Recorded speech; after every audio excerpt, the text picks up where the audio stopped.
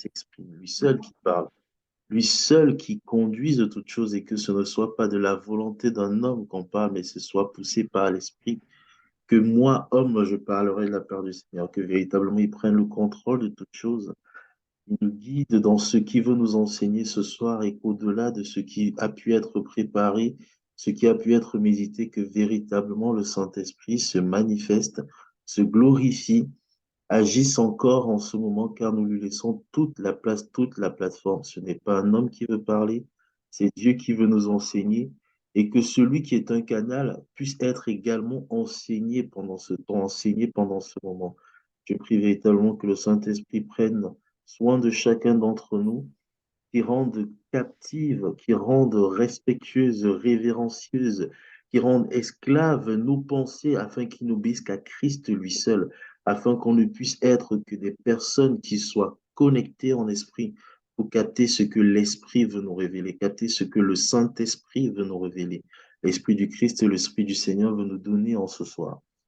Je bénis la vie de chacun d'entre nous alors que nous allons vers la plénitude de ce qui veut nous enseigner dans ce domaine qu'est la prospérité financière, que chacun puisse l'expérimenter, que chacun puisse le vivre à tous égards et prospérer à tous égards. Au-delà de comment prospère notre âme, que nous puissions prospérer spirituellement, prospérer dans notre corps, prospérer dans notre santé, prospérer dans nos finances, prospérer dans nos relations, prospérer dans toutes les formes de richesse que Dieu met à notre disposition. Bénissons le Saint-Esprit pour sa présence, bénissons le Seigneur par qui nous pouvons nous connecter, car c'est parce qu'il a payé ce sacrifice à la croix, parce qu'il est mort pour nous, parce que le Seigneur Jésus a donné sa vie pour nous, que nous a donné le pouvoir de devenir enfants de Dieu. Et c'est par cela que nous pouvons nous connecter, car l'Esprit rend témoignage à l'Esprit. Et vu que nous sommes tous des enfants de Dieu, c'est pour ça que nous pouvons nous retrouver sur cette plateforme. Je bénis l'Éternel pour l'amour qu'il a manifesté envers chacun d'entre nous en envoyant son Fils, en envoyant le Seigneur qui est mort pour nous, pour que nous puissions avoir la vie éternelle et qu'on puisse être dans l'abondance. Merci Saint-Esprit, merci pour ce temps. Dans Jésus, nous te prions. Amen. Amen, amen. Amen. Amen. Amen. Amen. Amen. J'espère que tout le monde va bien, que tout le monde se porte bien, que tout le monde, depuis hier, que ça va et que on puisse ah, je vais bien, Willy Ellery. Je vais bien. Ça va bien et j'espère que chez vous, ça va, ça vient bien chez tout le monde. Pour commencer, je vais faire un petit rappel de ce qu'on a pu se dire hier. Il y a des choses que j'avais prévues et le Saint-Esprit a conduit autrement. Donc, j'ai encore prévu des choses aujourd'hui, mais je ne sais pas comment le Saint-Esprit va encore conduire. Si, il est comme un vent, il fait comme il veut, et nous, on se met juste à sa disposition. Hier, on a discuté, on a échangé et on a parlé, on a commencé à parler par rapport à c'était quoi la richesse, c'était quoi la fortune, c'était quoi la prospérité. Euh, Nous avons échangé par rapport à ces différents éléments pour savoir ce qu'il en était, à quoi ça renvoyait. Euh, on a dit ensemble que la richesse c'était la quantité de biens, la quantité d'argent qu'on avait tous à un instant T, la quantité de biens qu'on pouvait avoir à un instant T. Donc, ça, c'est ce qu'on appelle la richesse. Donc, si on prend mon compte bancaire aujourd'hui, on va dire, OK, Boris est riche de telle quantité de francs CFA, de telle quantité d'euros. Il est riche de quelle quantité de chaussures, de vêtements, d'habits, voilà, tous ces éléments-là à un instant T. On a vu ensuite que la fortune, c'était le temps qu'on pouvait vivre en ayant défini une qualité de vie. Et on a vu que la qualité de vie, c'était un style de vie qu'on souhaite avoir, plus le coût qui va avec. Tout le monde n'aspire pas au même style de vie. Donc, tout le monde n'aspire pas à la même qualité de vie. Pour certains, le style de vie, c'est sortir le matin, aller au travail, rentrer le soir, passer du temps en famille, recommencer le lendemain, pouvoir partir en vacances une fois durant l'année, aller sur les plages à Assini, une fois chaque mois. Pour certains, ça, c'est leur style de vie. D'autres vont dire, non, moi, je vais aller dans un pays africain chaque mois. Ça, c'est son style de vie. La qualité de vie va dépendre de chacun, où du coup, chacun va dire, bah, moi, je suis heureux si j'arrive à faire cette petite chose-là. On va dire, non, moi, je ne peux être heureux que si j'arrive à faire d'autres types de choses. Donc, le style de vie varie d'une personne à l'autre et la qualité de vie qui englobe le style qu'on veut et le coût que ça prend permet à des personnes de dire, bah, si je me sens frustré, dans un style, dans une qualité de vie, une autre personne va dire, bah, moi, je ne me sens pas frustré là-dedans. Je ne me sens pas dérangé. Comme souvent, certains ont dit, ah non, mais moi, je ne peux pas vivre sans télé. Certains qui arrivent chez moi sont parfois choqués que j'ai pas de télé. Ils disent, ouais, mais non, moi, j'ai besoin de la télé. C'est que dans mon style de vie, la télé, c'est bien, mais c'est pas une priorité pour moi. Donc, la télé, c'est la dernière des choses que je peux acheter dans l'ameublement d'une maison. Bon, ça fait un moment, mais j'ai pas de télé. Mais c'est pas pour autant que je me sens mal. Un autre m'a dit, non, je peux pas vivre sans la télé. Donc, la qualité de vie, c'est ce qu'on aspire, c'est la façon dont on aspire de vivre en fonction d'un coût qui va avec. Et c'est des choses qui déterminent, du coup, euh, quand on va parler de fortune, qui vont nous permettre de déterminer quel est notre niveau de fortune. OK? Maintenant, quand on parle de la prospérité, c'est cette action, cette capacité qui nous est donnée par Dieu, on en parlera aujourd'hui, qui nous est donnée par Dieu de faire évoluer ce qu'on peut avoir comme richesse, de faire évoluer ce qu'on peut avoir comme bien, comme ressource. La prospérité est toujours considérée dans la Bible comme un verbe d'action et parfois dans certains passages, comme que j'ai lu tout à l'heure, ça peut déterminer une façon de penser à un moment donné. Donc, on va dire donner selon votre prospérité, ce genre de choses. Donc, donner selon votre capacité à pouvoir multiplier. Donc, quand on comprend richesse, fortune et prospérité, on a compris que dans les différentes formes de richesse, quand on avance avec le Seigneur, il nous a fait comprendre que nous devons rechercher premièrement son royaume, rechercher deuxièmement sa justice, et toutes ces choses-là, tous les autres éléments vont nous être donnés par-dessus. Tous ces autres éléments, c'est quoi? C'est toutes ces formes de richesse. Toutes les formes de richesse qu'on peut imaginer, qu'on peut voir, qu'on peut penser, vont nous être données par-dessus.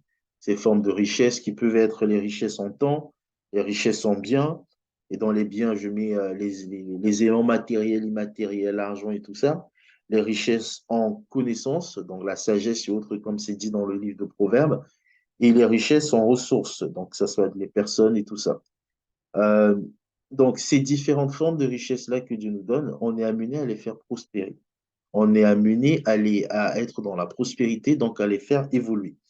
Et dans ce qu'on s'est dit hier, par rapport à toutes ces formes de richesse-là, on cherche le royaume de Dieu et on cherche sa justice pour avoir tous ces éléments par-dessus. Il ne nous dit pas de les chercher. Maintenant, pourquoi il ne nous dit pas de les chercher? Et ça, c'est l'introduction de ce qu'on va voir aujourd'hui, parce que ça nous a déjà été donné. Parce que toutes ces richesses nous ont été données dès la nouvelle naissance. Je dirais même au-delà, dès notre naissance, toutes ces richesses nous ont été données. Maintenant, en fonction de comment on est connecté au Saint-Esprit, comment on a fait ça, on fait sa marche avec Dieu, on a une évolution dans ces éléments-là. Donc, il est important de comprendre que on doit chercher premièrement le royaume et la justice, on doit se soumettre au Saint-Esprit à tout moment, se soumettre au Saint-Esprit en tout instant et se laisser guider. Euh, Quand on est dans ce type de séminaire où on parle de prospérité, on parle de rechercher la prospérité, on parle de richesse, il est important d'avoir en ligne de mire un certain nombre d'éléments au niveau de notre façon de penser. Et quand je parle de notre façon de penser, c'est de savoir dès la base qu'est-ce qui nous motive à chercher cela. Parce que parfois, certaines personnes cherchent le royaume et la justice, mais pour la richesse. C'est-à-dire que les gens vont dire, je veux donner à la veuve ou l'orphelin, comme ça Dieu va me bénir. En fait, tu ne donnes pas à la veuve ou l'orphelin. Tu es juste en train de chercher à être béni. Ce n'est pas l'amour que tu manifestes, c'est la cupidité que tu manifestes. Et ça arrive à beaucoup de personnes, même de façon inconsciente. On va se dire, ah non, mais si je donne, de toute façon, le Seigneur va me rendre son tube. Donc je donne pour qu'on me rende son tube. Et ça, ce n'est pas manifester de l'amour. Notre Dieu est amour. Ça, c'est manifester tout simplement la cupidité. C'est de dire, Je vois la veuve, ah, je suis content de donner parce que Dieu a prévu de me bénir si je bénis la veuve et l'orphelin. Dieu a prévu de m'aider si je aide ceci. Donc, je fais, non pas parce que j'aime la personne, non pas parce que je veux aider la personne en réalité, mais je fais parce que je veux être béni en retour. Donc, en gros, je fais des transactions et j'espère que Dieu va me bénir. Or, lui, c'est un Dieu de justice. C'est un Dieu d'amour. Et dans ce Dieu d'amour-là, il veut qu'on donne, qu'on s'aime, qu'on recherche parce qu'on l'aime et parce qu'on aime les gens. Qu'on ne cherche pas parce qu'on veut être riche. On cherche parce qu'on l'aime. On cherche parce qu'on veut aider.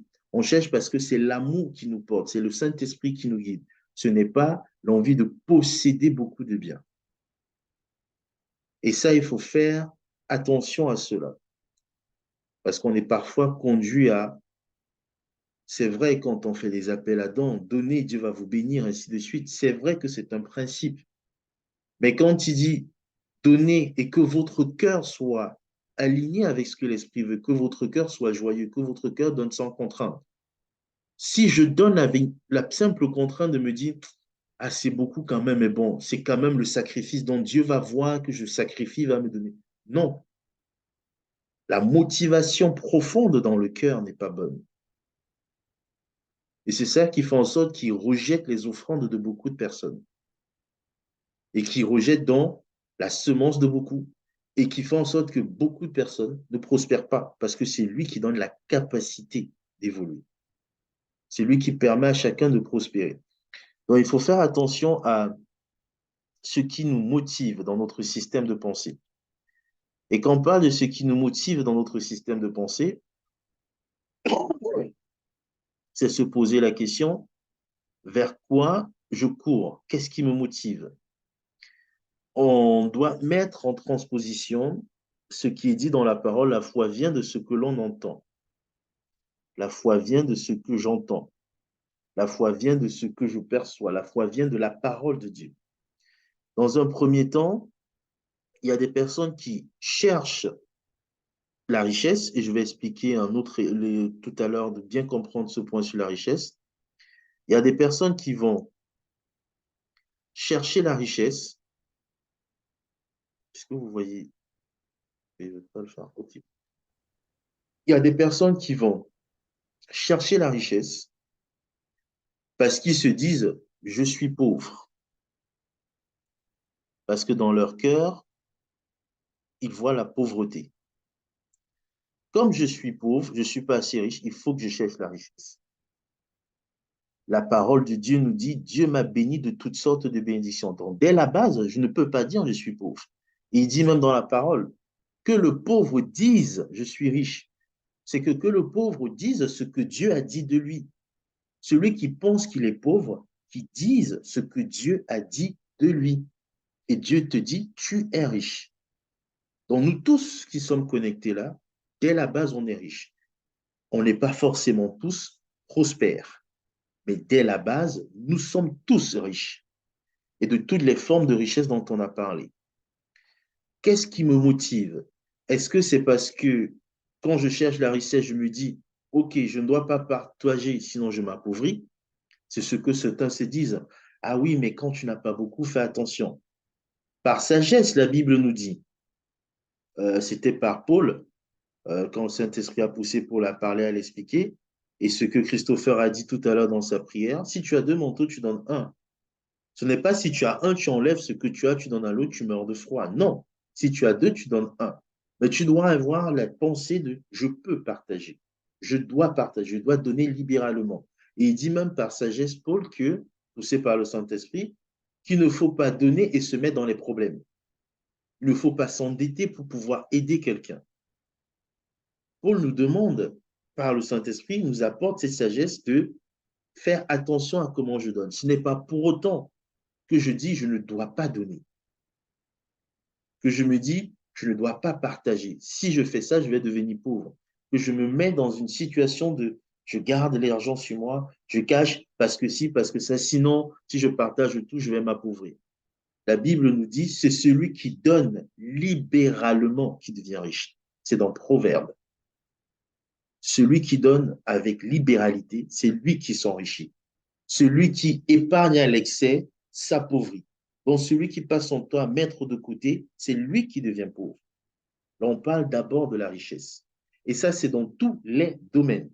On a vu qu'il y a plusieurs formes de richesse. Si je dis que je donne pas, j'ai pas beaucoup de temps, si je donne moi, mais franchement, j'ai pas trop de temps, je vais pas partager mon temps, ainsi de suite. Le temps est une richesse. Je décide de ne pas partager parce que si je donne trop de mon temps, c'est comme si je m'appauvris dans mon temps. Je n'aurai pas assez de temps pour faire X ou Y. Même ça, c'est un esprit, c'est une pensée de pauvreté. C'est un mauvais système de pensée. Dire, oui, mais je n'ai pas assez de biens, si je partage, ça va me faire un problème. Ça également, c'est un mauvais système de pensée. Dire, je n'ai pas suffisamment d'argent. Est-ce que l'argent que j'ai couvre mes besoins? Oui. Dans le surplus, je peux partager. Quand je vais dire, oui, mais si je dis, oh non, mais vraiment, les gens au travail, à l'école, il suffit que tu expliques là quelque chose à un gars, tu vois, lui, il a une meilleure note que moi. Donc, même ma connaissance, je ne veux pas partager parce que j'ai l'impression que si j'explique quelque chose à une autre personne, il va être meilleur que moi. Mais il n'y a pas de problème. Mais parce qu'on ne veut pas partager même la connaissance qui est une richesse, on va s'appauvrir. À un moment donné, on va se rendre compte que notre mindset, notre réflexion, notre intelligence se retrouve de plus en plus limitée. Il suffit de voir ceux qui sont toujours en train de cacher comment ils ont fait pour réussir quelque chose, cacher comment ils ont fait pour avancer. À un moment donné, tout le monde les dépasse. Parce que la connaissance, là, ne se multiplie que quand on la partage. Parce que ce que tu vas penser comme étant une connaissance, tu vas dire à quelqu'un, il va te dire, ah oui, j'avais testé ça, j'ai fait ça, mais la première fois, ça marche. Mais quand tu fais ça trois, quatre fois, ça ne marche plus. Et ce que moi, je pensais comme étant une vérité absolue, je me rends compte que, ah, c'est vrai que je ne savais pas. Heureusement que je t'en ai parlé. Et ça rentre dans des formes de richesse, la connaissance. C'est pour ça qu'on dit, celui qui donne libéralement devient plus riche. La Bible qui le dit. Donc, que je partage mon temps, je m'enrichis en temps, ça améliore, j'ai de plus en plus de temps de qualité, parce que si je veux passer, donner du temps de qualité aux autres, au final, moi, j'aurai aussi des temps de qualité avec tout le monde. Si je partage mes biens, c'est également m'enrichir. Je partage mes connaissances, je partage mes ressources, les personnes que j'ai autour de moi, j'échange. Je parle, ah oui, tu veux ceci, ah non, je connais quelqu'un, attends, je te le passe. Ah, tu veux ceci, ah, je connais quelqu'un qui peut faire ça pour toi. Ben, les autres vont également penser en moi. Et c'est une forme aussi d'enrichissement. Donc, ce qui me motive ne doit pas être je ne veux pas partager, comme ça je mets de côté pour m'enrichir, mais je dois être dans la libéralité. Il y a d'autres personnes qui courent vers cette abondance-là parce qu'ils ont peur du manque, parce qu'ils se posent des questions, ah mais demain ça va se passer comment? Et ça, c'est l'un des éléments les plus difficiles dans le monde qu'on a aujourd'hui. Et c'est des choses que tout le monde traverse. Moi-même, c'est des choses que je traverse par moment. Ah mais franchement, demain ça va se passer comment? Ah oui, mais je veux voyager pour aller à tel endroit, ça va se passer comment? Ah, mais je veux faire ça. Et tu commences à rentrer dans une peur de ce que tu n'as pas pour demain. Donc, c'est même pas ce que tu n'as pas aujourd'hui. Aujourd'hui, est-ce que tu as mangé? Oui. Est-ce que tu as dormi chez toi? Oui. Est-ce que tu as payé ton eau, ton électricité? Oui. Mais comment tu peux avoir peur aujourd'hui d'une chose qui va se passer dans 6 mois, alors que tu ne sais pas, entre nous, si dans 6 mois même tu seras vivant? Alors tu ne sais pas ce qui va se passer chaque jour jusqu'à dans 6 mois. La Bible nous dit de nous inquiéter de rien, de faire connaître à Dieu tous nos besoins par des prières et supplications, de laisser le lendemain, il aura soin de lui-même, parce que ce n'est pas nous qui faisons. Mais il faut rester sage. Ce n'est pas parce que je dis ça que ça veut dire que tu ne dois pas planifier quoi que ce soit. Parce que certains vont rentrer dans l'appareil sans se dire, bon, je ne cherche rien, du coup, je reste tranquille, et puis tout va arriver. Non, il faut apporter un équilibre. Comme dit souvent le pasteur Marcelou, il faut être équilibré. La Bible te dit ne t'inquiète de rien. Et la même Bible te dit, est-ce que quelqu'un se lève sans mesurer d'abord s'il a toutes les ressources avant de lancer dans la construction d'un ouvrage? Ça veut dire quoi? Qu'il va dire dans Proverbe 31, la femme sage réfléchit à un terrain et elle achète. Ça veut dire qu'elle réfléchit à ses moyens, à comment elle peut faire, ensuite elle achète. Donc, dans le ne vous inquiétez de rien, c'est Je ne dois pas avoir peur du lendemain, mais je dois me dire, OK, demain, il me faudra tel montant. Seigneur, qu'est-ce que je peux mettre en place aujourd'hui qui va prospérer? Comme ça, quand demain j'aurai besoin, l'argent sera là. C'est ça le mindset du riche. C'est ça le mindset de l'homme prospère. Il ne s'inquiète pas du lendemain, mais il met des choses en place parce qu'il sait que le lendemain, ça va donner quelque chose. C'est ça la pensée qu'il faut avoir. Parfois, quand on pense qu'il faut être riche, on se dit, je ne dois pas, je n'ai pas assez pour aider. Je n'ai pas suffisamment de moyens, je n'ai pas suffisamment de ressources, je n'ai pas suffisamment de temps, d'argent, de connaissances, de ceci, de cela. Et la Bible nous dit, vous aurez en abondance pour toutes bonnes œuvres. Vous en aurez pour nous, on aura pour nos besoins et en abondance pour toutes bonnes œuvres. Chaque texte que j'ai mis en dessous là, de l'escalier, qui porte l'escalier, sont des versets bibliques. Ce n'est pas moi qui les ai inventés. Je n'ai pas mis le texte comme ça. Ça va vous inviter à prendre le texte et vous savez que vous êtes tous des grands biblistes. Vous allez retrouver ces passages dans la Bible. Nous en aurons en abondance pour toutes bonnes œuvres. Nous serons donc prospères. Donc, je ne peux pas dire que je n'ai pas assez pour aider. J'ai quelque chose pour aider.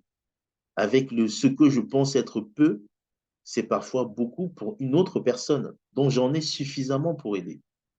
J'ai suffisamment pour partager. Et ça fait partie de ce qui rentre dans qui doit être notre système de pensée. La première chose qu'on voit aujourd'hui, qui est importante à comprendre aujourd'hui, c'est que notre système de pensée doit s'appuyer non pas sur ce que le monde nous dit, non pas sur ce que nos émotions nous disent, mais sur ce que la parole de Dieu dit de nous. Sur ce que la parole de Dieu dit de nous. Il dit que nous sommes bénis. Il dit qu'on c'est en donnant qu'on devient riche. Il dit qu'on ne doit pas s'inquiéter du manque. Il dit qu'on aura toujours en abondance pour toutes bonnes œuvres. Il dit que celui qui est pauvre doit dire je suis riche.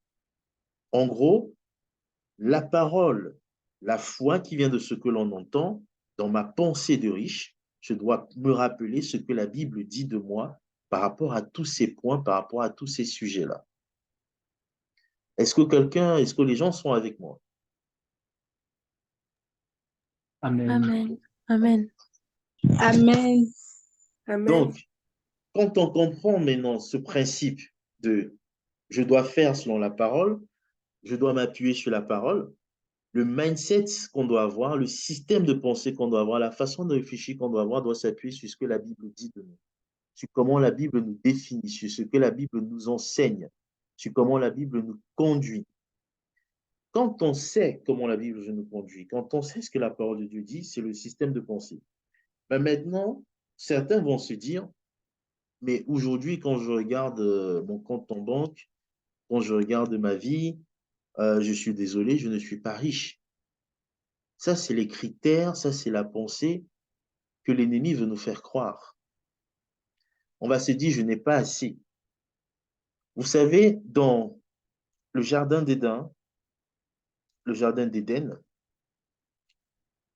la façon dont le diable a tenté l'humain, a tenté l'humanité, c'est fait sur deux points.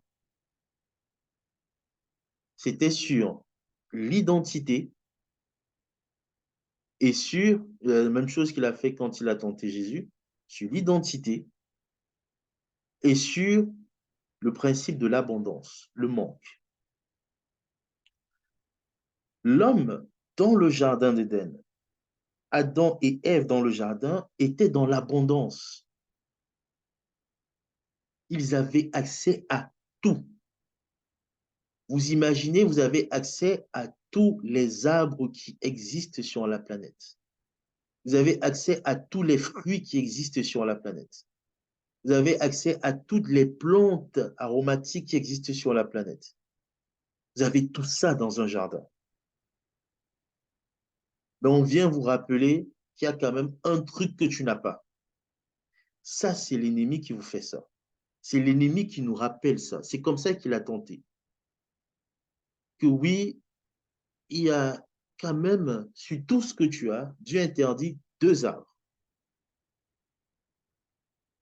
Et c'est sur les deux arbres que l'ennemi vient dire, oui, mais tu sais, il y a des choses qui te manquent quand même. il te manque 2. Comment sur 1000, tu n'as pas 2 et c'est sur les 2 que tu te concentres? Et je vais prendre le cas, euh, certains disent que la connexion est mauvaise. Vous m'entendez bien? Faites juste un pouce. Ok, bon, c'est la personne qui a un souci alors. Je vais prendre un autre exemple. Vous allez voir une personne qui va dire, je traverse des difficultés financières. Et la seule réflexion qu'on aura, c'est qu'est-ce qui nous manque? On ne se pose pas la question de qu'est-ce qu'on a. On se pose toujours la question de qu'est-ce qui nous manque.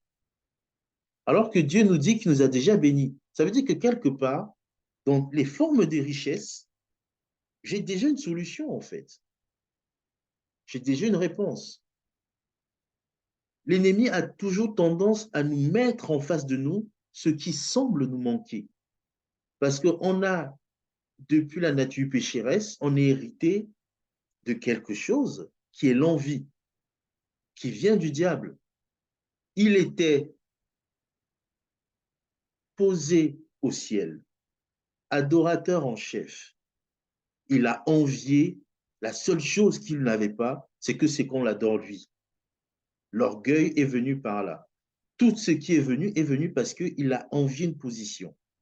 Il avait pourtant accès à tout, sauf qu'on l'adore lui. Et il s'est dit, ça me manque, alors qu'il avait tout. Et ça a fait naître tout ce qu'on sait qui a suivi.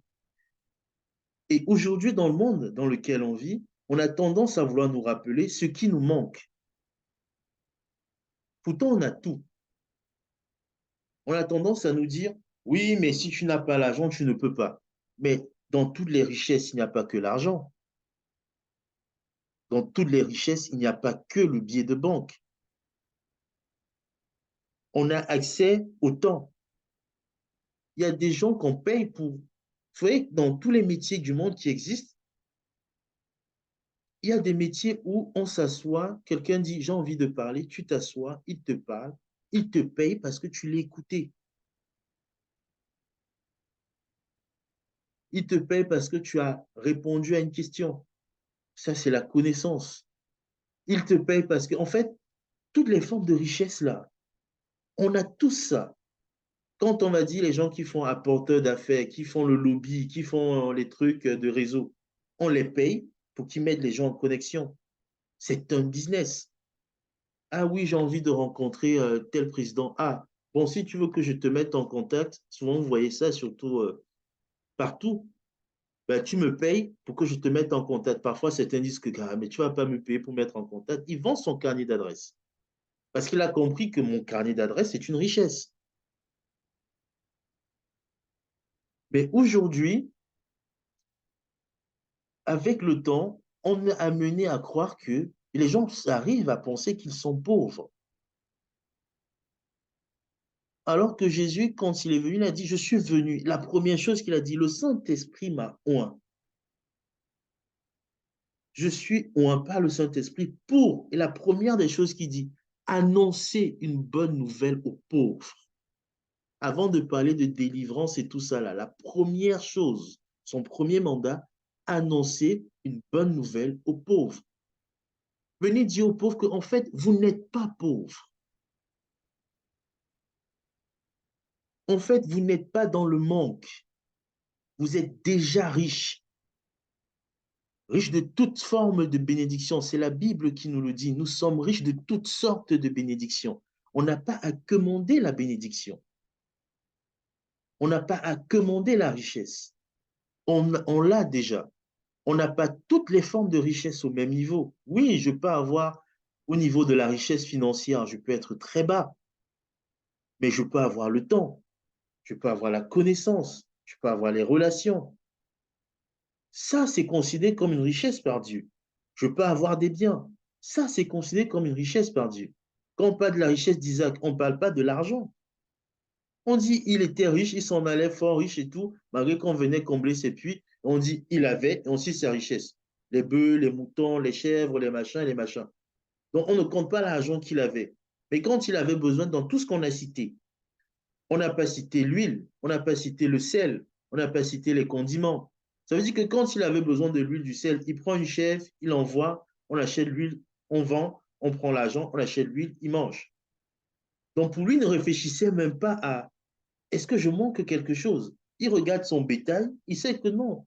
Avec mes chèvres qui courent, mon mouton qui court, je suis quelqu'un de prospère, de riche. Mais l'ennemi nous fait croire qu'on ne l'est pas. Et on rentre, on est dans le stress, on est dans la panique. Quand on voit que, ah, on a une dette financière. Oui, c'est possible d'avoir une dette financière. C'est possible de manquer quelque chose. C'est possible d'être de se dire, oui, je n'ai pas ci, je n'ai pas ça. Mais si on se pose la question et on va au pied du Saint-Esprit, ça, c'est l'un des points qu'il faut, que j'ai dit hier, que je vais répéter aujourd'hui. Je vais dire, Saint-Esprit, j'ai une dette financière. Quelle est la forme de richesse que j'ai aujourd'hui qui peut régler ce manque au niveau des finances? Qu'est-ce que je peux transposer pour régler ça? Et je vais vous prendre un exemple dans la parole. Quand on prend la veuve avec ses enfants qui avaient faim, qui étaient endettés jusqu'au cou, au point où on voulait récupérer ses enfants, elle va voir le prophète Élisée. Élie ou Élisée, je ne sais plus lequel c'était, je crois que c'est Élie. Elle va voir le prophète. Elle va dire au prophète, mon mari, ton serviteur là, il travaillait avec toi. Maintenant, il est parti, nous a laissé endettés. Donc, mon mari, là, était prospère, était riche spirituellement. Mais financièrement, là, ça n'allait pas. Au point où on était pauvre. Et maintenant, on est même tellement endetté que le créancier dit, bon, quand je regarde ta vie, là, vraiment, c'est chaud. Mieux tes enfants deviennent mes esclaves. Vous imaginez? Souvent, on rigole quand vous allez dans certains bons restaurants. On dit, ah, si tu ne payes pas le plat, tu vas rester ici là même une semaine pour laver les assiettes. C'est, tu rembourses l'argent à laver les assiettes. Donc, elle dit au prophète, à cette époque-là, le Saint-Esprit n'était pas donné à tous. Donc, le prophète était le canal pour arriver à Dieu. Donc, c'est comme si elle va voir Dieu et dit, Seigneur, financièrement, je ne suis même pas pauvre, je suis endetté. C'est-à-dire que même le moindre besoin là, s'il y a l'enfant qui tombe malade là, s'il faut acheter le médicament, je n'ai pas. Et qu'est-ce que Dieu lui dit? Qu'est-ce que le prophète lui dit? La première des questions, c'est mais qu'est-ce que tu as? Comment je viens te dire que je suis endetté, tu me demandes ce que j'ai. Et c'est ce qui se passe avec nous. On pense souvent, j'ai des dettes, j'ai des problèmes financiers, je n'ai pas l'argent pour telle chose. Dieu va dire oui, mais attends, mais qu'est-ce que tu as? Parce qu'on donnera à celui qui a. Donc ça veut dire que tu as forcément quelque chose. Ça veut dire que quelque part, tu as une richesse que tu n'exploites pas. Elle n'avait pas d'argent, mais elle avait des biens précieux. Son bien précieux, c'était quoi? L'huile. C'était le premier des biens qu'elle avait. Donc, on lui dit, il me reste un peu d'huile et tout. Il dit, OK, dans cette forme de richesse-là, cette richesse que tu as, c'était Élisée, merci. Cette richesse que tu as là, elle est très bien, mais elle n'est pas suffisante pour pouvoir combler le vide de la richesse financière. Là, on est en train de parler de comment fonctionne la prospérité. Elle n'est pas suffisante pour combler le souci que tu as au niveau de ta richesse financière. Ce qu'on va faire, c'est qu'il faut que tu actives également une autre richesse que tu as. Et il lui dit, bah, va chez toi, va d'abord voir tous tes voisins. J'ai dit hier, dans les richesses, il y a les richesses des relations, il y a les personnes qu'on connaît. Ce sont des richesses. Chacun d'entre vous là est une richesse en lui-même et connaît des personnes qui sont des richesses. Il lui dit, va, tu vois tous tes voisins et tu leur empruntes un vase. Si la relation qu'elle avait avec ses voisins n'était pas bonne, on ne lui donnerait pas de vase. Si l'échange qu'elle avait avec ses voisins, c'était toujours, oh, vous les pécheurs là, vous ne priez même pas, vous ne faites même pas le sacrifice. Qu'elle allait demander au voisin, on va dire, va demander à ton Dieu là. C'est ce qui arrive à beaucoup. Tu vas voir ton voisin pour dire, ah, voisin, vraiment, j'ai un souci là. Il dit, ah, va prier. Parce que tu l'insultes chaque jour que lui ne prie pas, que lui ne cherche pas Dieu, que comment lui il a les problèmes, vraiment, alors que mon Dieu, si tu venais dans mon église, le jour où tu fais face à un problème, il va te rappeler que je suis censé être ta relation. Comme tu m'insultes chaque jour là, va voir ton Dieu qu'il te donne. Et Dieu va te dire non, c'est lui qui doit te donner parce que tu gères mal tes relations. Et elle a dû activer deux clés, la richesse de bien qu'elle avait, ses relations. Elle est rentrée chez elle, elle a pris ses enfants, elle a fait ce que le prophète a dit, elle a multiplié l'huile, elle a fait prospérer l'huile par les vertus du Saint-Esprit, et ensuite, elle a allé vendre. Et quand elle a vendu, le problème financier était comblé. Les relations sont restées bonnes, l'huile, le bien a été multiplié, et maintenant le problème financier est terminé et ça a été multiplié. Gloire à Dieu. Mais il a fallu qu'elle active des clés. Il a fallu qu'elle comprenne et qu'elle cherche le Saint-Esprit. Et chacun de nous a une richesse. Personne de vous n'est pauvre. Personne n'est pauvre. Tout le monde naît sur terre étant riche. Ça dépend de comment est ta richesse. Ça dépend de la forme que tu as. Et ça, même les gens qui ne sont pas enfants de Dieu. Et ça, il faut le comprendre. Il fait pleuvoir sur le bon comme sur le méchant. Dieu est un Dieu d'amour.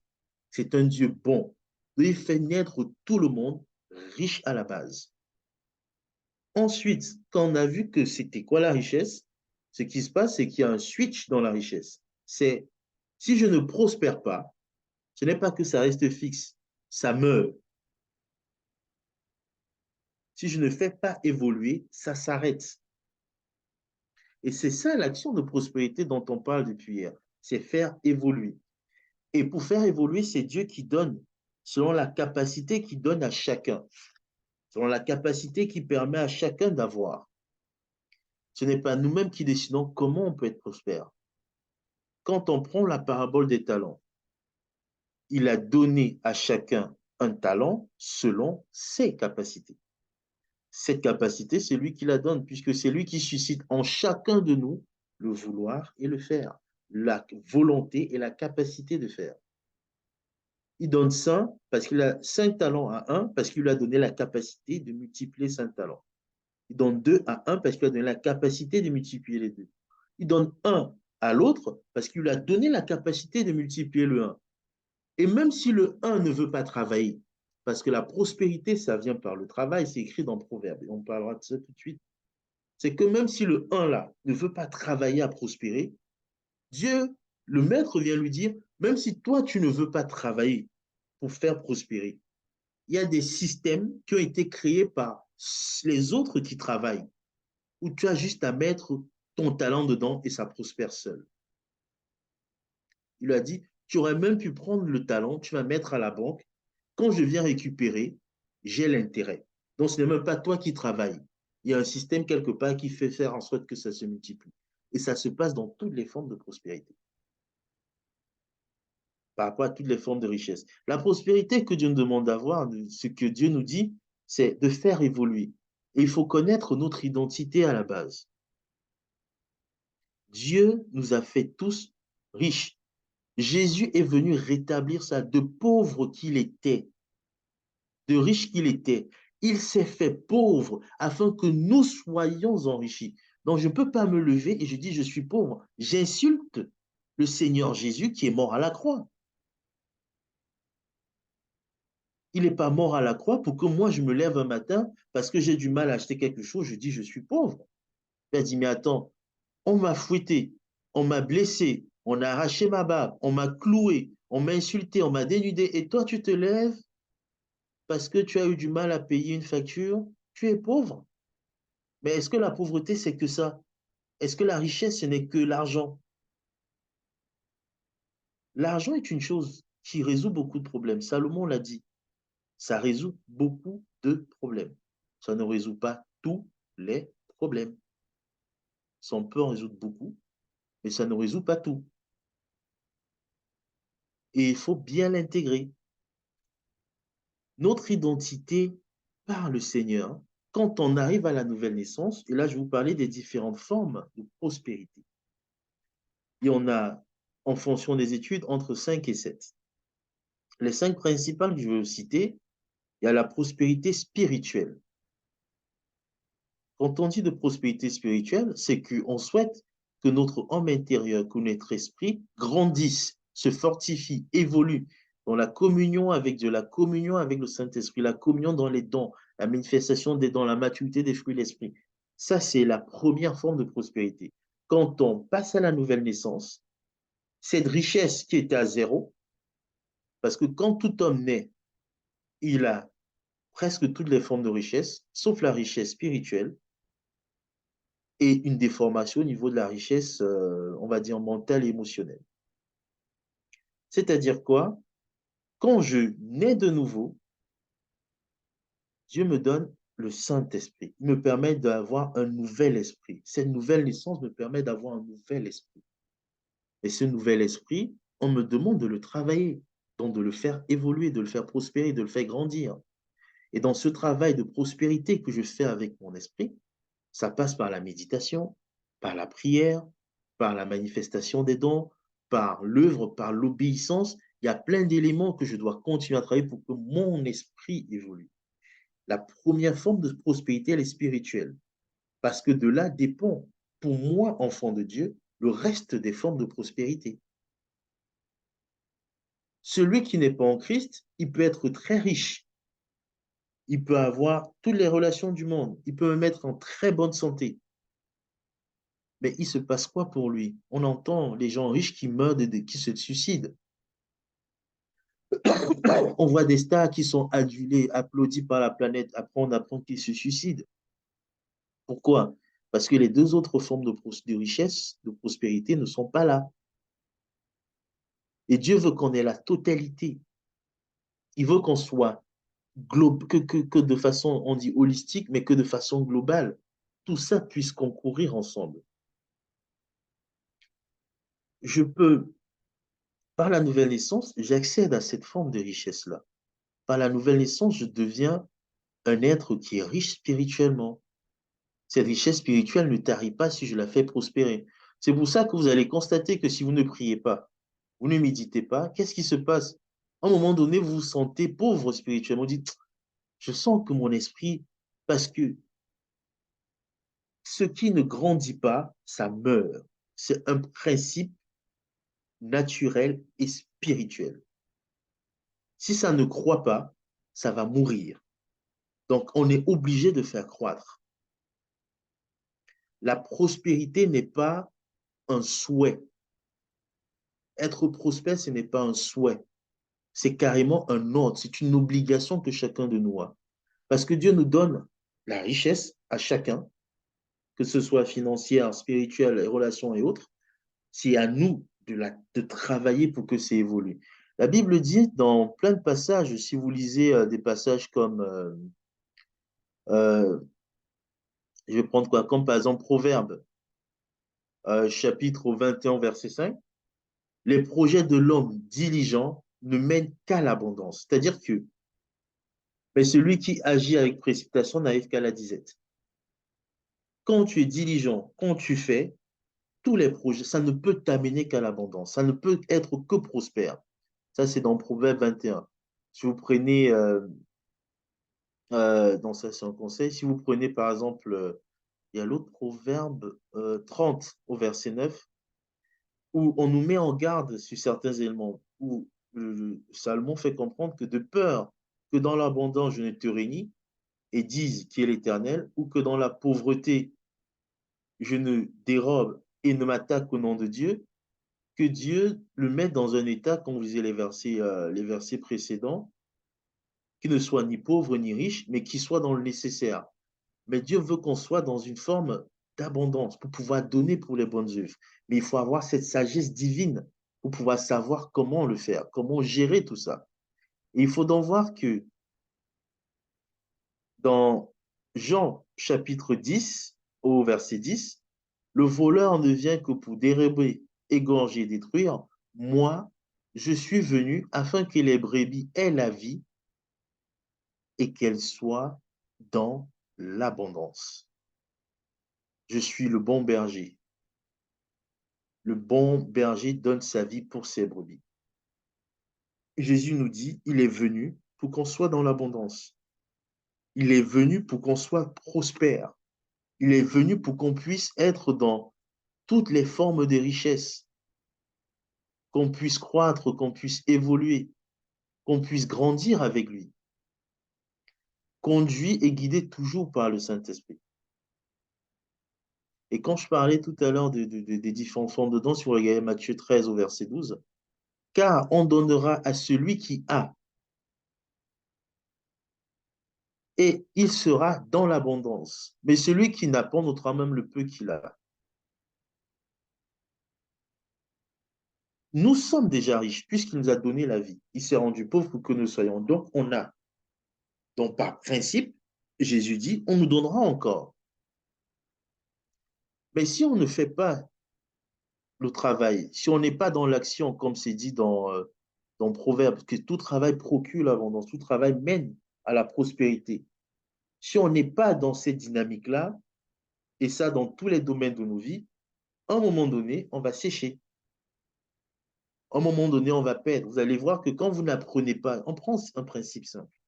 Ceux, par exemple, qui sont dans, peu importe le domaine d'activité dans lequel vous êtes. Je prends l'exemple de l'informatique. Aujourd'hui, tu sais coder un site Internet avec un certain langage. Si tu n'apprends pas de nouvelles choses, dont tu ne prospères pas dans ta connaissance, dans 2 ans là, on n'aura plus besoin de toi parce qu'on va dire que toi là, ce que tu fais là est dépassé. Aujourd'hui, on est sur une nouvelle technologie. Tu vas dans, quel que soit le métier, dans la médecine, il y a de nouvelles choses qui sortent chaque jour. Dans le bâtiment, il y a de nouvelles choses qui sortent chaque jour, de nouvelles techniques. J'ai vu tout à l'heure une vidéo au Japon pour répondre à cause des séismes. Ils ont créé des formes de filets, comme les toiles d'araignée, avec des câbles ou autres, qui maintiennent le bâtiment, même s'il y a un séisme. Moi, j'ai vu, j'ai dit, mais ils ont construit des bâtiments, vous voyez le truc, c'est comme si c'est dans une toile d'araignée. C'est des câbles avec un produit, avec un type de métal plus léger que les alliages qu'on connaît. Ils ont tiré plein de câbles sur le bâtiment et ils ont fait passer les câbles même à l'intérieur du bâtiment. Vous entrez dans le bâtiment, il y a un séisme. Le bâtiment, c'est comme si ça avait l'élastique, ça secoue comme ça revient à sa place. Et comme il y a les câbles même à l'intérieur, les choses à l'intérieur secouent, ça reste sur place. Le bâtiment fait presque 8 étages. Celui qui a construit les bâtiments il y a 10 ans, 15 ans, là, en béton avec le fer dedans et tout ça, là. Et on lui dit que non, il faut que tu évolues. Il va dire non, ça a toujours été comme ça, le monde n'évolue pas. Quand on fait un bâtiment, c'est comme ça, c'est ça les normes. Mais il va être dépassé.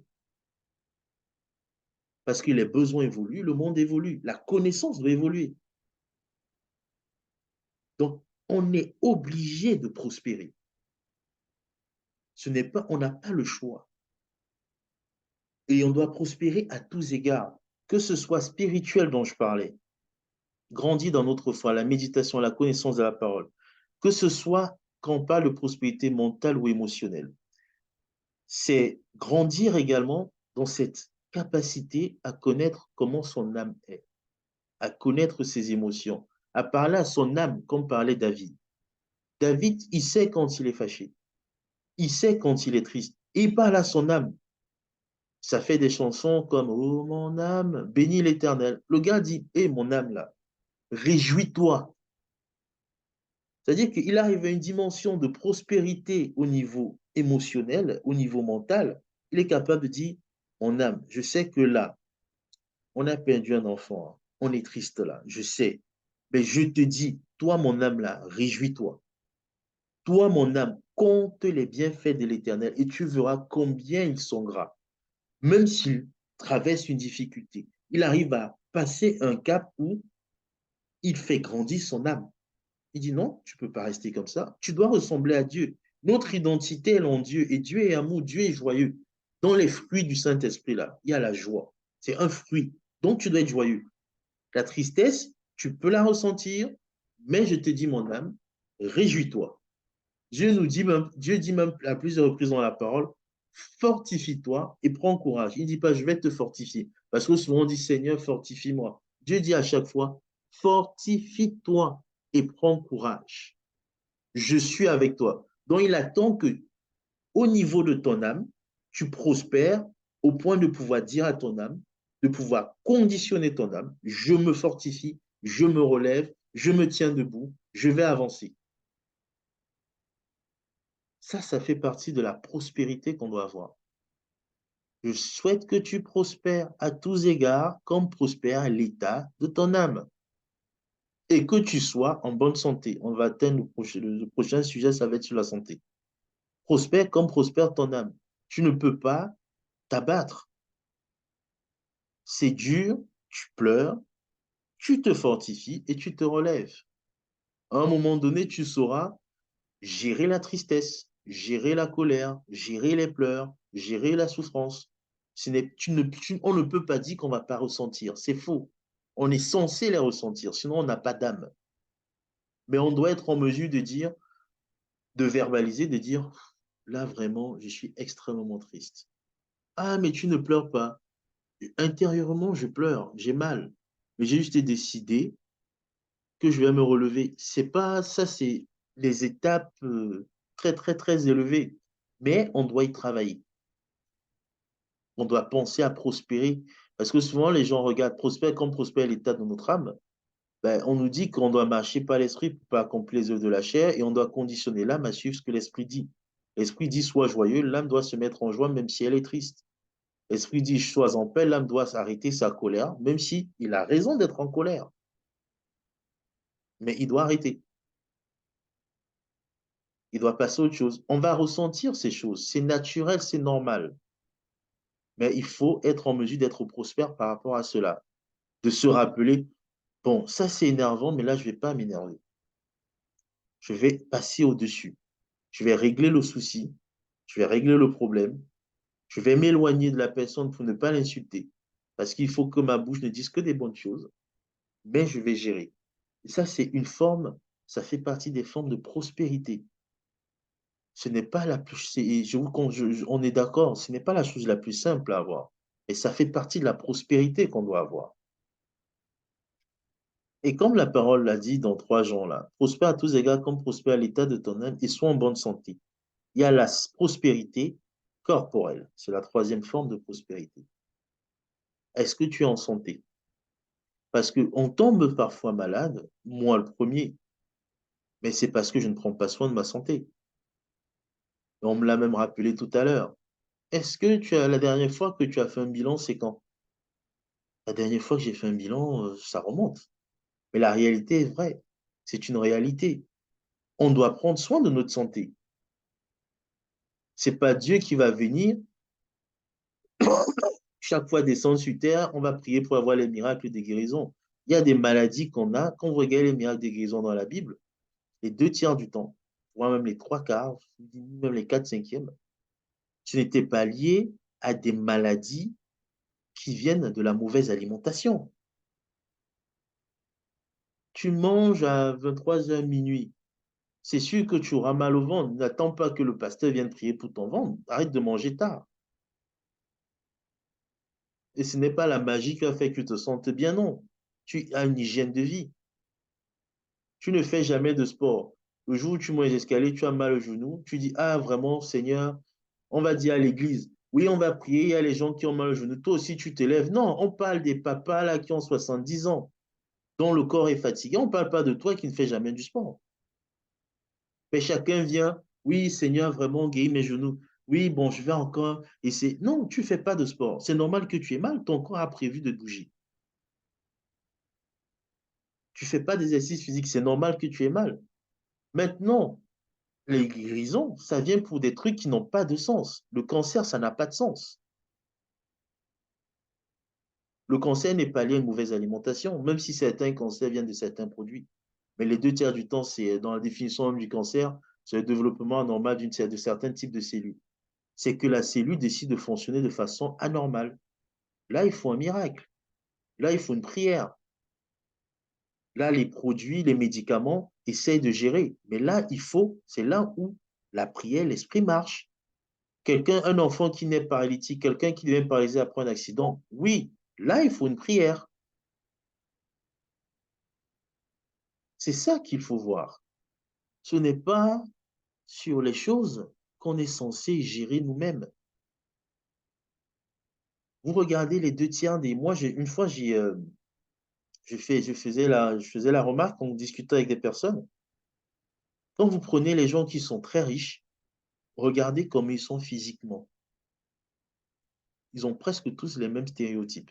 Ils aiment faire le sport. Ils ont une discipline dans leur temps de sommeil. Ils ne dorment pas à n'importe quelle heure.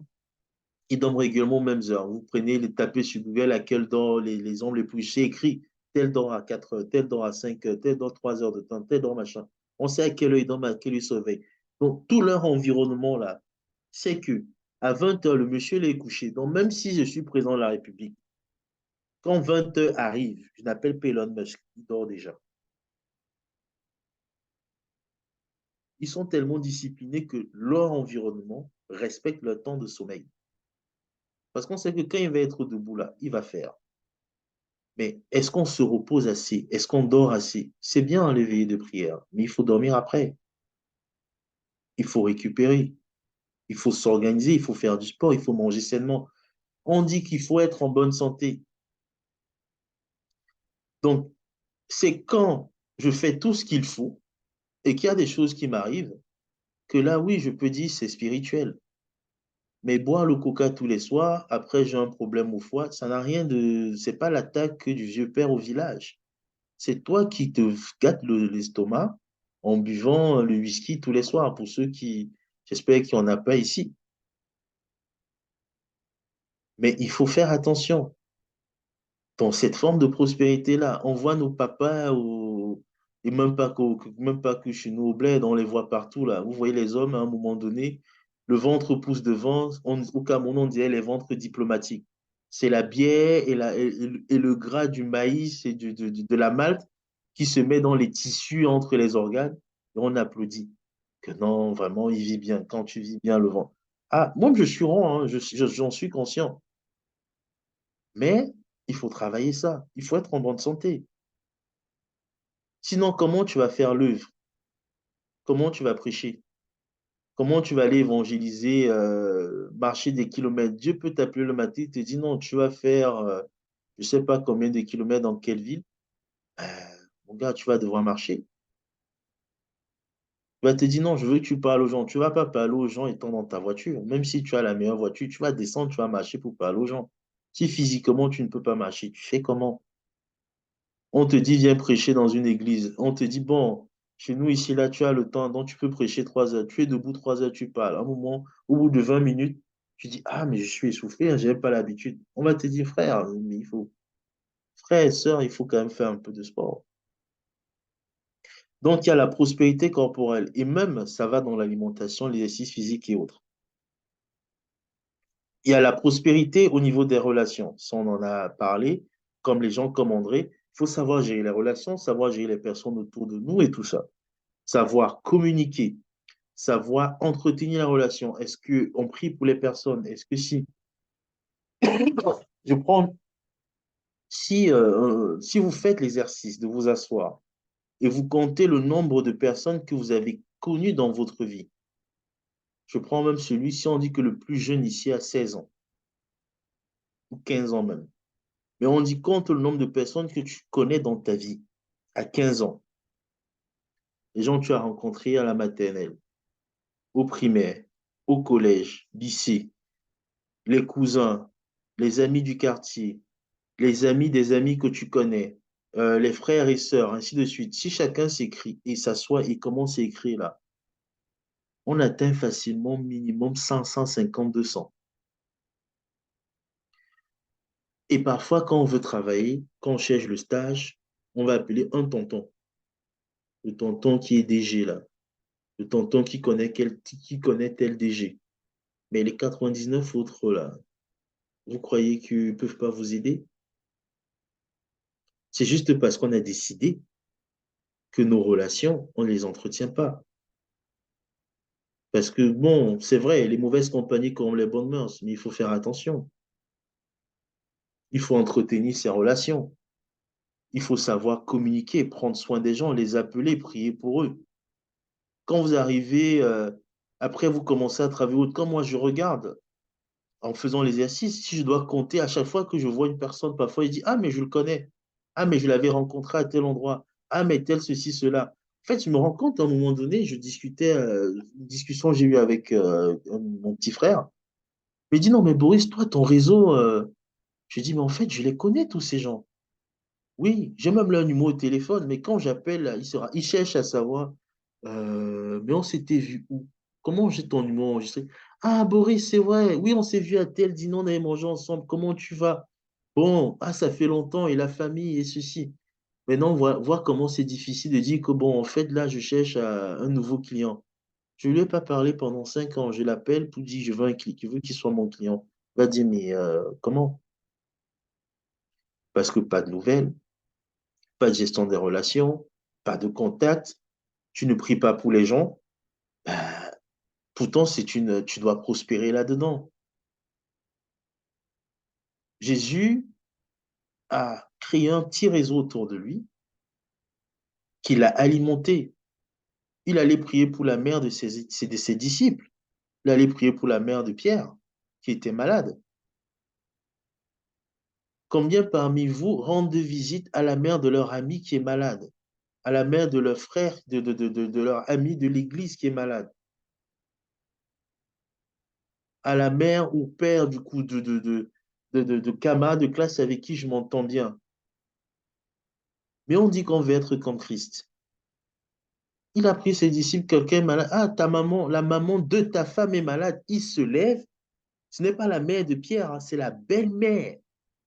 Donc parfois on va dire que non, je suis proche de Christopher. Donc c'est si je dois rendre visite, c'est à la maman de Christopher. Alors que je dois rendre visite à la maman de la femme de Christopher. Je dois arriver à ce niveau-là. Pourtant, je n'ai pas de lien de parenté avec Christopher. Jésus le faisait. Mais nous, on choisit à limiter parce que, bon, on va dire, bon, mais le temps, parce qu'on va dire qu'on est pauvre en temps. Bon, ceci.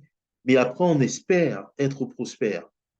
Mais on veut être prospère qu'au niveau du dernier point qu'on va voir, financier. Il faut qu'il y ait l'argent. Il va dire, mais il y a plusieurs formes de prospérité. Tu as dit de prospérer à tous égards. Toi, tu as choisi juste l'argent, les biens, les relations là, les personnes là. Qu'est-ce que tu en fais? Le réseau de personnes que j'ai mis autour de toi, qu'est-ce que tu en fais? Est-ce que tu pries pour eux? Est-ce que tu les accompagnes? Est-ce que tu prends du temps avec eux? Est-ce que si, est-ce que ça, est-ce que tu rends visite? Non. On travaille, on est dans nos activités, on est dans nos assos, on monte, on descend. Quand on veut prendre soin des gens, on crée une association pour prendre des gens qu'on ne connaît pas. Est-ce que ceux qu'on connaît là, on prend soin déjà d'eux? Et on dit qu'on veut être prospère. Comment vas-tu aimer? C'est Jésus qui disait, le Dieu que tu ne vois pas, si ton frère que tu vois là, tu n'arrives pas à manifester l'amour. Comment on est dans un monde où je vois aujourd'hui, où Dieu, quand il nous regarde, parfois je me dis, quand il nous regarde, il doit demander au Saint-Esprit, aux anges, mais qui leur a appris même ça? Combien parmi nous, là, ont pensé à créer des associations, à créer des structures pour aider les gens? Mais les mêmes problèmes qu'on veut aider là, dans nos familles là, il y a les gens qui souffrent de ça, on n'aide pas. Dans nos camarades de classe, là, il y a des amis de classe, des amis du travail qui ont les mêmes soucis. Eux, on ne les aide pas. Mais on veut créer un truc loin où on va aller chercher de nouvelles personnes à aider. Alors que le réseau qu'on a là, on n'aide pas. Et quand c'est difficile d'avoir les moyens pour aider les autres là, on va dans les prières, on va dans les semences pour avoir les moyens de l'aider. Alors que Dieu a dit, là autour de toi, là, aide déjà. Quand tout le monde autour de toi là, va prospérer, va grandir comme Adam dans le jardin, tu prends soin, tu fais grandir. Je vais te donner pour les autres bonnes œuvres. Mais si déjà dans ton environnement, tu as du mal, c'est sûr que quand tu vas lancer ton truc, ça va être compliqué. Parce que c'est naturel. Il faut que tu puisses tendre la main à ton voisin le plus proche. Mais si tu ne tends pas la main et tu prends ta voiture, ta moto, pour aller à 10 km, tendre la main à quelqu'un d'autre, où est la justice là-dedans? Ton voisin, quand il va te voir à la télé, là, que, oh, vraiment, Il a payé les études aux gens. On voit un monsieur qui reçoit un prix. Ah, il a payé les études à plein de personnes. Vraiment, il a ouvert une école. Ton voisin va dire, ah, Seigneur. Donc, je suis à côté du monsieur là comme ça depuis, il ne m'aide pas. Alors qu'il peut résoudre mon problème. Devant Dieu là, tu crois que Dieu va agréer ton offrande? Il va te dire, mais ça tombe sous le sens. Il te met sur une terre, il te dit, prends en possession là où tu pars. Là où tu vas, tu t'installes, tu habites là. Mais ce que tu veux prendre en possession, c'est la terre du voisin. C'est là-bas que tu veux aller aider. Parce que ton voisin, là, quand il sourit, là, tu n'aimes pas son sourire le matin. Déjà que quand tu pries là, parfois, il dit que ah, tu pries trop fort. Tu as décidé que lui, là, je vais même plus lui parler. Donc, il faut penser à la prospérité dans nos relations, à savoir les entretenir, les faire évoluer. Et le dernier élément, c'est la prospérité financière. Je sais que c'est ça que beaucoup attendent depuis. Comment il va nous parler de gagner l'argent. Il y a la prospérité financière. Chacune de ces prospérités euh, s'exerce en respectant un certain nombre de lois, se fait en suivant un certain nombre de lois. Sur la prospérité financière, qui est la thématique des 3 jours qu'on a, c'est comment est-ce que j'arrive à avoir plus de biens, à avoir plus de ressources financières. On l'a vu déjà, j'ai déjà parlé de ce que dit dans Proverbe, tout travail procure l'abondance. Mais il faut déjà comprendre que peu importe le métier que j'exerce, peu importe l'activité que j'exerce, ça va procurer à l'abondance. Si je le fais avec diligence et conduit par le Saint-Esprit. Dans Proverbe chapitre 3, versets 9 et 10, on dit, honore l'Éternel avec tes biens, avec les prémices de ton revenu. Alors tes greniers seront remplis d'abondance et tes cuves regorgeront de mou, en fonction des versions, de vin et autres. Il y a l'honneur que je rends à Dieu, la révérence que j'apporte à Dieu dans mes offrandes, dans mes prémices. Là, je n'ai pas parlé de dîmes, hein, c'est les prémices et tes biens. La dîme, c'est un autre principe. Mais l'honneur que j'apporte à Dieu avec mes biens, avec les prémices de mon revenu, c'est cet honneur-là. Dieu va me mettre dans une prospérité et je ne vais pas, je serai toujours dans l'abondance. Avec le Saint-Esprit, avec la nouvelle naissance, ce qu'on fait est censé nous mener dans l'abondance. Ce qu'on fait est censé nous mener dans l'abondance. Il y a des lois respectées. Quand vous lisez Luc 12, 15, gardez-vous avec soin de toute avarice, car la vie d'un homme ne dépend pas de ses biens, même s'il est dans l'abondance. La vie d'un homme ne dépend pas de ses biens. Ta santé ne dépend pas de tes biens. Ça dépend de ce que tu fais pour ta santé. Il faut comprendre que dans l'abondance financière, il y a des choses.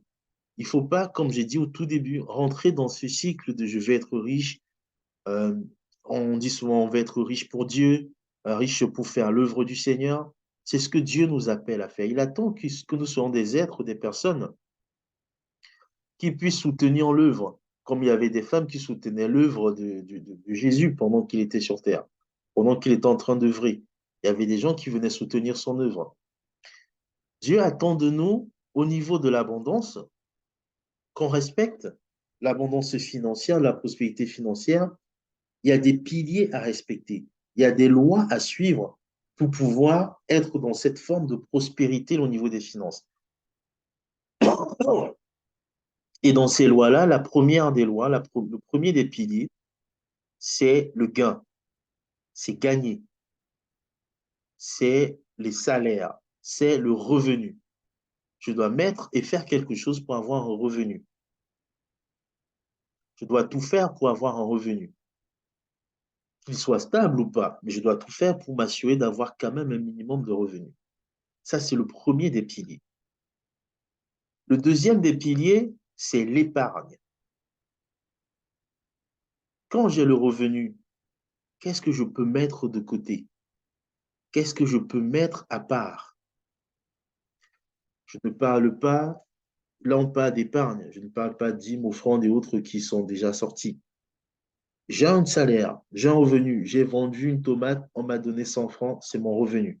Sur mes revenus là, si j'ai acheté la tomate à 50, donc mon revenu c'est 50, ce n'est pas 100. Parce que notre façon de faire le commerce, parfois, c'est un peu effrayant. J'ai pris 50 francs, j'ai acheté une tomate, j'ai revendu la tomate à 100 francs, je prends 50, je rembourse pour la tomate, mon revenu c'est 50. Sur mes 50, j'enlève, pour ceux qui respectent la dîme, et je le conseille à tous, j'enlève 5 francs, je donne pour la dîme, il me reste 45. Maintenant, dans les 45, je regarde quelles sont mes dépenses. Je ne regarde pas mes dépenses du quotidien. Je regarde d'abord combien je peux épargner. C'est le deuxième pilier, l'épargne. Combien je décide de mettre de côté. Il y a des lois qui vont parler de 20%, 10%, 15%. Moi, je pense que ça dépend de la taille des revenus. Quelqu'un qui gagne 10 millions de francs CFA par mois ne va pas épargner 10%. Mettre 1 million de côté, c'est rien si tu gagnes 10 millions. Tu peux mettre 3, 4, 5 millions de côté. Tu peux vivre aisément avec 1 million. Mais celui qui gagne 100 000 francs CFA ne lui demande pas de mettre 25 000 de côté. Il ne peut pas suivre vivre. Donc, le pourcentage, pour moi, ce n'est pas un calcul à avoir. C'est fait en fonction de chacun, en fonction du premier point, le revenu de chacun. Maintenant, qu'est-ce que je peux mettre de côté? Ça, c'est l'épargne. La deuxième chose, c'est le deuxième pilier. Je vais vous donner le lien d'un livre que vous allez pouvoir lire là-dessus. Il n'est pas très long, il est en anglais. Le troisième pilier, c'est l'investissement. J'ai mis un peu de côté. Je prends maintenant un, et ça, pour moi, en fait, entre le deuxième et le troisième, parfois, je préfère dire le troisième pilier avant le deuxième. C'est qu'est-ce que je peux investir? C'est-à-dire que qu'est-ce que je peux mettre dans un système pour que ça me rapporte et ça devient un petit revenu encore? Qu'est-ce que je peux mettre quelque part pour que ça redevienne un petit revenu? Ça, c'est le troisième ou le deuxième pilier, en fonction du mindset d'entrepreneur que vous avez ou pas. Qu'est-ce que je peux mettre pour que ça se multiplie tout seul dans un autre système ou que je réinvestis dans mon entreprise? Donc, je dis, OK, je mets 5 euros, je mets 5 francs de côté 10 fois, comme ça, au lieu d'acheter qu'une tomate, je pourrais acheter deux la prochaine fois. Après avoir vendu 10 fois les tomates, je peux en acheter deux en mettant chaque fois 5 francs de côté. Ça, c'est un modèle qui peut être mis. Donc, le troisième point, ça va être l'investissement. Et le quatrième point, maintenant, c'est la dépense. Quelle est par rapport à la qualité de vie? Vous vous rappelez du schéma que je vous ai montré, qualité de vie, style de vie plus coût de vie. Qu'est-ce que je peux me permettre de dépenser? Il y a des règles également que certains appliquent en fonction de le loyer ne doit pas être 20%, 30%, 50%, ça dépend de chacun. Ça dépend des revenus de chacun, ça dépend de la zone géographique que vous êtes. En France, le loyer ne doit pas dépasser 33% des revenus. Ça dépend vraiment de chacun. Donc maintenant, le troisième point, c'est la dépense. Le quatrième point, pardon, c'est la dépense. Qu'est-ce que je peux dépenser? Comment je peux dépenser? Et le dernier point, c'est le don. Dans le don, je ne parle pas des offrandes, hein. Je parle du don. Qu'est-ce que je donne à autrui? Qu'est-ce que je donne pour aider? Qu'est-ce que je donne pour soutenir? On a bien dit dans la parole, celui qui a deux manteaux, prend un, il donne.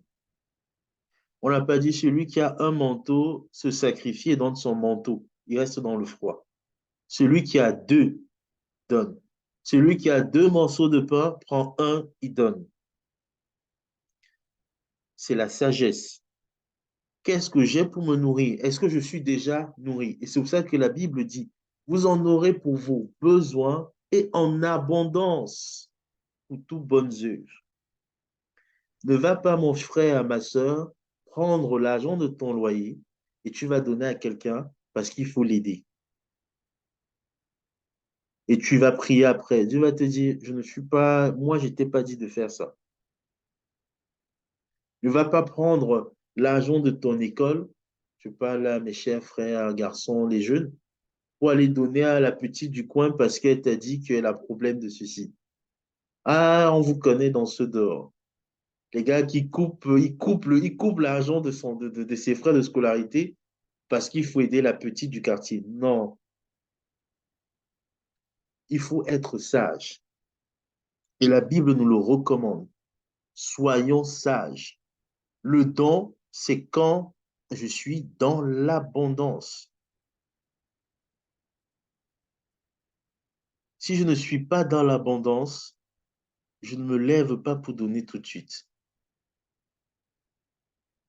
Si je ne suis pas encore dans l'abondance, je ne me lève pas pour. Je dois pouvoir avoir avant de donner. Je dois pouvoir être déjà rempli. Et c'est ce que la Bible nous conseille, d'être quand on est dans l'abondance pour toutes bonnes œuvres. OK? Et je crois que c'est le passage, oui, dans 2 Corinthiens 9:8, je vais le lire. Sachez-le, à partir du verset 6 même, sachez-le, celui qui sème peu, moissonnera peu. Semer là, c'est du travail. On n'a pas dit celui qui donne un peu d'argent. La semence là, c'est le travail, parce que tout travail mène à l'abondance. C'est ce qu'ils disent dans le Proverbe. Ce n'est pas je prends beaucoup d'argent, je donne et Dieu va multiplier. On a dit celui qui sème peu, celui qui travaille peu, celui qui produit peu, celui qui fait peu, moissonnera peu. Et celui qui sème abondamment moissonnera abondamment. Le principe est simple. Ensuite, on dit que chacun donne comme il a résolu dans son cœur, sans contrainte, sans tristesse ni contrainte. Car Dieu aime celui qui donne avec joie. On est parti d'abord sur tu mets, tu récoltes. Tu travailles, tu auras. Tu dois le faire de bonté de cœur, sans tristesse, sans contrainte. Il faut être dans la joie. Donc, il faut un alignement entre ton cœur et ce que le Saint-Esprit te dit de faire. Et c'est après qu'on dit, et Dieu peut vous combler de toutes sortes de grâces. Et cette phrase, il faut bien la lire pour ne pas se tromper. Il dit, Dieu peut vous combler de toutes sortes de grâces afin que, possédant toujours en toutes choses de quoi satisfaire à tous vos besoins, vous ayez encore en abondance pour toutes bonnes œuvres. Dieu peut. On n'a pas dit il va toujours te combler. Tu prends n'importe quelle version. Lui, second, Dieu peut. Se meurt. Il a aussi le pouvoir de vous. On n'a pas dit il va. Second 21, Dieu peut. Martin, Dieu est puissant pour faire abonder. Il a la capacité. C'est pas dit qu'il va le faire tout le temps. Darby, Dieu est puissant pour faire abondant toute grâce envers vous. Osterval, Dieu est puissant pour vous combler. King James, and God is able to make all grace abound towards you. En gros, Dieu peut. C'est dans son bon vouloir qu'il te donne. Ne vous y trompez pas. Ce n'est pas parce que tu vas donner beaucoup d'argent à l'Église, que tu vas donner beaucoup d'argent dans les œuvres, que Dieu va te donner beaucoup en retour. Il peut te donner, mais ça dépend de lui. Ça dépend de si tu es dans l'obéissance. Dans quelle obéissance? À l'instruction du Saint-Esprit. Le Saint-Esprit t'a-t-il demandé de donner? Oui. À ce moment, tu récoltes. Il ne t'a pas demandé de donner? Non. Il te dit de donner, tu te dis, ah non, mais c'est beaucoup. Tu es dans la désobéissance. Il faut comprendre un principe, je vais parler rapidement là-dessus sur le point des semences. Toute semence dans le monde naturel ne va pas sur tout type de terre. Tu prends la betterave, tu viens planter sur une terre marécageuse, ça ne va pas vivre. Tu prends la betterave, tu mets ça sur les terres en Russie, en Ukraine où il fait froid là, ça vit. Pourquoi ça pousse dans les sols qui sont durs et froids?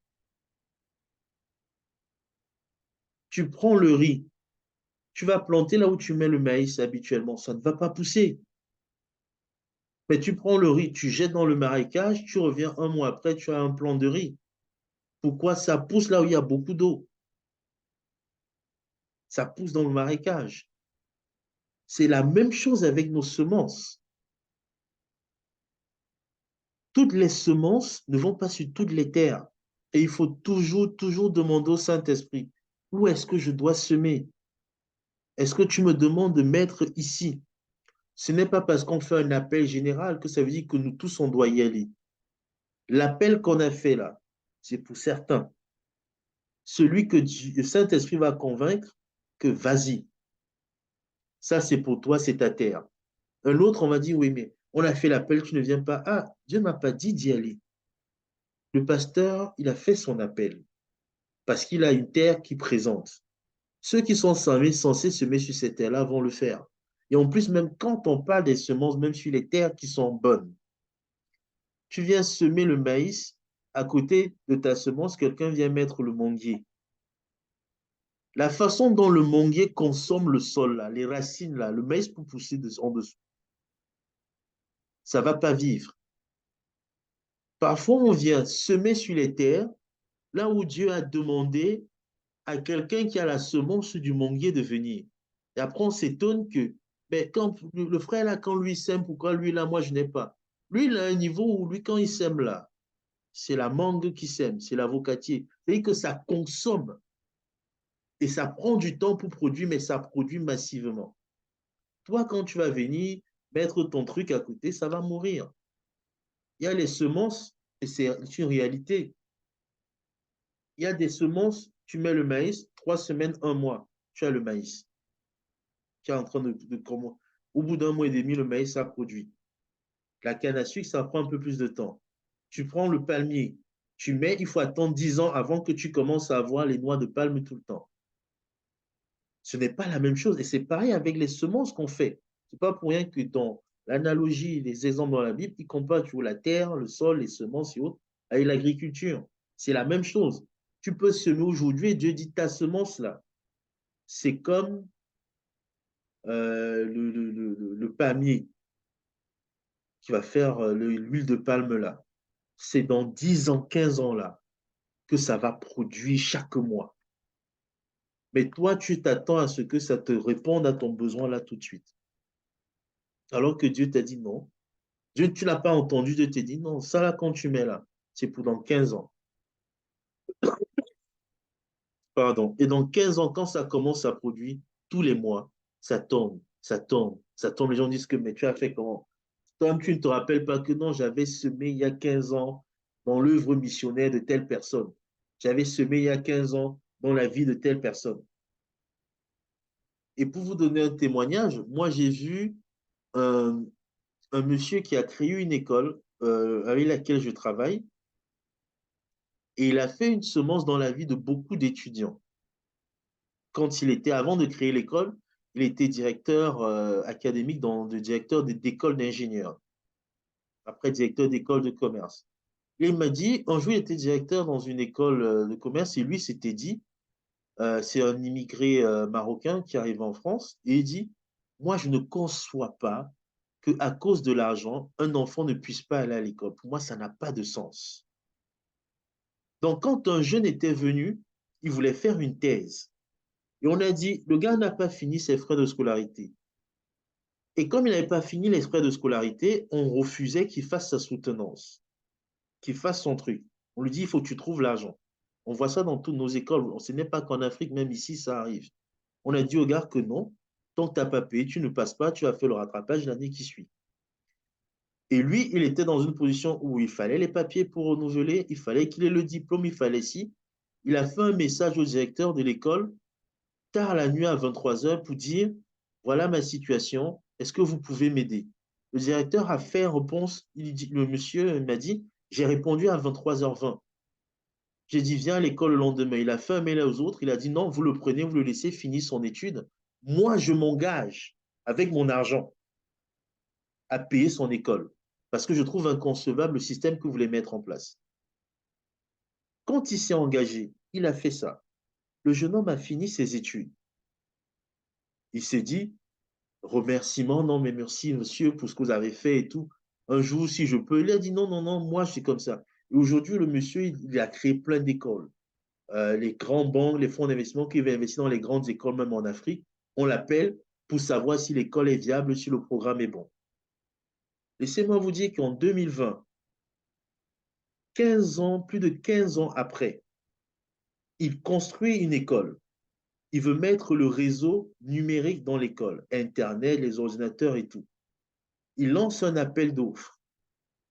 Il y a SFR qui répond. Les grandes sociétés de télécom là répondent, les sociétés répondent, et il commence à négocier. Il voit que SFR est cher. Le commercial de SFR appelle pour dire oui, excusez-moi, mais on tient vraiment à vous faire une présentation. Le directeur insiste pour vous rencontrer. Et il se dit, bon, ok, mais vous savez, vous êtes trop cher. Il dit, oui, on sait, machin, mais le directeur, quand il a vu le dossier, il a vu on ne sait pas, mais il insiste pour venir à la soutenance. Est-ce que vous nous permettez de venir présenter notre vision? Quand il est arrivé, il ne reconnaît pas le jeune homme, parce que bon, 15 ans après, ils sont devenus des papas. Le jeune homme lui dit, monsieur, il y a 15 ans, c'est vous qui avez permis que je termine mes études. Parce que vous avez semé dans ma vie. Aujourd'hui, là, je suis directeur des SFR et je veux faire la même chose. Pendant 3 ans, on vous fournit téléphone, télécom, réseau, machin, vous ne payez rien. On est en France, une société française qui fait ça. Et quand il m'a raconté ça, moi j'étais dans l'ascenseur avec lui, je le regarde, je me dis, mais même ici c'est possible. Et il a créé l'école et dans son board, lui c'est un catholique, il a dit, moi je porte les valeurs de Dieu, les valeurs chrétiennes. Il crée l'école, il met dans son board son prêtre. Il dit que non, mon prêtre doit s'asseoir et prier avec moi pour l'école. Il a montré c'est quoi avoir la prospérité, c'est quoi faire la semence, même dans les finances. Il n'est pas resté dans l'attente que, pour lui, ce n'était pas je fais pour récolter, c'est qu'il semait par amour. Toutes les formes de prospérité qu'on doit avoir, ça doit être motivé par l'amour. Hier, je vous ai parlé de l'élément essentiel qu'est le Saint-Esprit. Un autre élément, c'est être comme notre Dieu d'amour. Il est d'abord amour. Il a aimé avant de donner son Fils. Il a fait parce qu'il nous aime. Son Fils est mort parce qu'il nous aime. Il a tout fait le plan parce qu'il nous aime. Il nous a créés parce qu'il nous aime. Il est d'abord amour. Si tu veux être prospère à tous égards, comme ton âme, il y a plusieurs formes de prospérité. Comme ton âme doit être prospère en amour. C'est l'amour qui doit nous guider. C'est l'amour qui doit nous motiver. Même si je veux gagner de l'argent, je dois le gagner pour une bonne raison. Quand je pense à gagner de l'argent, je pense à ma famille. Je dis non, moi je vais les mettre à l'aise. Je vais les mettre bien. Je veux que personne ne réfléchisse à payer les études. Je ne veux pas que mes enfants réfléchissent à payer les études. Je ne veux pas que mes enfants réfléchissent à louer le studio quand ils seront étudiants à l'étranger ou autre. Non. Je vais être cet homme de bien qui laisse un héritage aux enfants de ses enfants. Donc, on dit l'homme de bien. Ça veut dire que l'homme qui aime et qui respecte Dieu fait comme Dieu. Il pense aux autres générations. Donc, sa prospérité n'est pas pour lui, mais ça doit être pour les autres. Ce qu'il doit faire n'est pas pour lui, ça doit être pour les autres, tourné vers les autres. Et ma prière pour nous ce soir, pour terminer, c'est qu'on arrive à cette dimension-là, de se dire que ce qu'on fait, ce n'est pas pour nous, mais pour les autres. Est-ce que je vais être prospère financièrement pour pouvoir rouler avec une belle voiture? Le fait que je veux une belle voiture n'est pas mauvais. Mais si c'est la seule motivation, j'ai un problème. Le fait que je veuille avoir une belle maison, c'est pas mauvais. Mais si c'est la seule motivation, j'ai un problème. Quand moi je rêve d'une grosse maison avec piscine, c'est parce que je dis, ah non, il faut que ma femme et mes enfants puissent être à l'aise. Je ne pense pas à moi dans la piscine, je pense à eux dans la piscine. Je pense aux enfants qui vont s'amuser dans le jardin, je ne pense pas à moi qui vais courir dans le jardin. Et c'est ça qui doit nous motiver. Cette prospérité financière, dans laquelle on doit être. Ça passe par le travail, par l'action, et ça doit être motivé par l'amour.